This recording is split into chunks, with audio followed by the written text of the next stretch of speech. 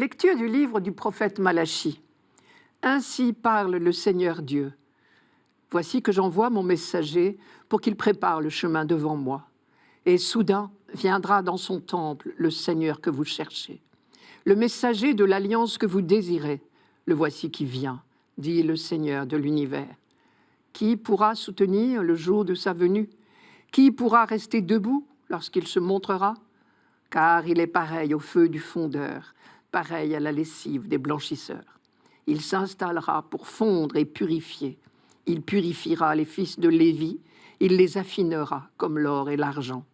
Ainsi pourront-ils, aux yeux du Seigneur, présenter l'offrande en toute justice. Alors, l'offrande de Juda et de Jérusalem sera bien accueillie du Seigneur, comme il en fut aux jours anciens, dans les années d'autrefois. On ne sait pas trop comment accueillir ce texte. Est-il bonne ou mauvaise nouvelle? Et d'autre part, pourquoi le prophète Malachie insiste-t-il si fortement sur le temple, les lévites, les prêtres si vous préférez, les offrandes et tout ce qui relève du culte? Pour comprendre cette insistance, il faut se rappeler le contexte historique. Il y a à cela au moins 3 raisons, je pense. Premièrement, Malachie écrit vers 450 avant Jésus-Christ, à un moment où il n'y a plus de roi, descendant de David, en Israël. Le pays est sous domination perse. Et au sein du peuple juif, ce sont les prêtres qui détiennent l'autorité. Un prédicateur de cette époque-là insiste donc tout normalement sur l'alliance que Dieu a conclue avec la famille sacerdotale. Les prêtres sont les représentants de Dieu au milieu de son peuple. Pour le dire autrement, l'alliance entre Dieu et son peuple passe par eux, en quelque sorte. Deuxièmement, pour oser dire que l'alliance passe par eux, il faut bien rappeler la légitimité de ce lien privilégié entre Dieu et cette descendance de Lévi. On va donc auréoler le passé et rappeler à satiété que Dieu a choisi cette famille tout spécialement pour lui confier le sacerdoce. Troisièmement, Malachie assiste à une dégradation de la conduite de cette caste sacerdotale. Ils accomplissent le culte n'importe comment. Ils négligent leurs devoirs d'enseignement et leurs décisions de justice sont partiales. Peu avant Malachie, Néhémie disait « Souviens-toi d'eux, mon Dieu, parce qu'ils ont souillé le sacerdoce et l'alliance avec le sacerdoce et les Lévites. » Il est donc très important de rappeler l'idéal et la responsabilité des prêtres. Cette alliance avec les prêtres est bien sûr au service de l'alliance de Dieu avec son peuple, tout comme l'alliance avec David était au service du peuple.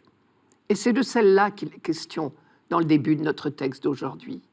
Soudain viendra dans son temple le Seigneur que vous cherchez, l'ange de l'alliance que vous désirez. Malachie s'adresse ici à tous ceux qui attendent, qui désirent, qui cherchent. Il vient leur dire, vous n'avez pas attendu, cherchez, désirez pour rien. Votre désir, votre attente vont être comblés. Et c'est pour bientôt. Soudain, on peut traduire également subitement. C'est un mot qui signifie à la fois soudaineté et proximité. C'est aussi fort que l'expression « le voici qui vient ». Je vous propose de regarder d'un peu plus près la construction de ces 2 versets.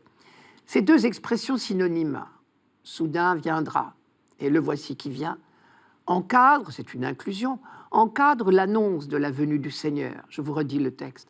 « Soudain viendra dans son temple le Seigneur que vous cherchez, l'ange de l'alliance que vous désirez, le voici qui vient. » Cet ange de l'alliance vient pour établir l'alliance, justement. L'alliance avec les fils de Lévi d'abord, mais surtout, à travers elle, l'alliance avec le peuple tout entier. Cet ange de l'alliance, c'est Dieu lui-même. Dans la Bible, pour ne pas citer Dieu personnellement, par respect, on emploie souvent l'expression « l'ange de Dieu ». Et c'est donc de la venue de Dieu qu'il s'agit ici. Dans son tout petit livre, qui ne fait que 4 pages dans nos Bibles, Malachie parle plusieurs fois du jour de sa venue. Il l'appelle le jour du Seigneur. Et chaque fois, ce jour nous paraît à la fois souhaitable et inquiétant. Par exemple, au verset qui suit immédiatement notre texte d'aujourd'hui, Dieu dit « Je m'approcherai de vous pour le jugement », c'est-à-dire « Je vais vous débarrasser du mal ». Cela, c'est souhaitable. Souhaitable pour les justes, au moins. Redoutable pour les méchants, pourrait-on dire, en première approximation. Mais on sait bien que la frontière entre le bien et le mal passe au milieu de chacun de nous. Et seul le mal sera éliminé et nous en serons débarrassés. L'objectif du fondeur, c'est la beauté de l'œuvre. L'objectif du blanchisseur aussi.